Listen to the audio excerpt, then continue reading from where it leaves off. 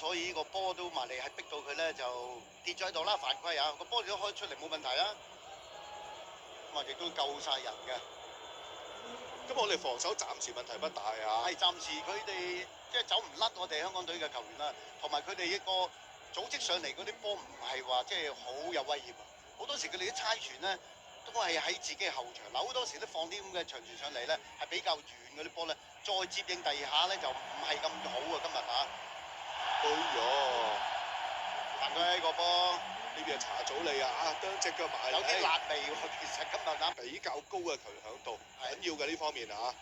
弗蘭道經驗好豐富，佢知道幾時有機會頂多個位 hold 多個波，佢就搏到犯規啦，可以。啱過下有人幫佢嘅，靚啊！哎呀，個波爭少。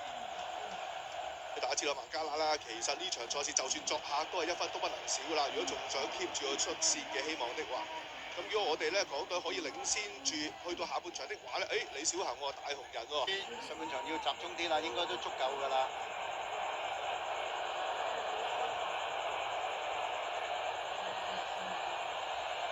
最後一擊，球證都望下隻錶噶啦已經啊，哇都跣喎場啊！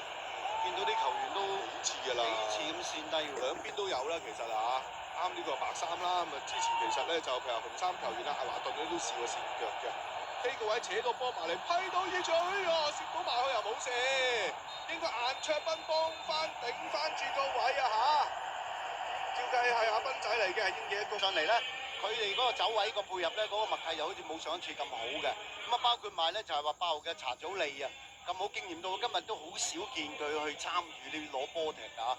唔同上一場，佢哋比較好似好緊張啊嚟到打作客，發揮唔到上一次咁樣嘅打法。係同意。咁啊上半場啦，暫時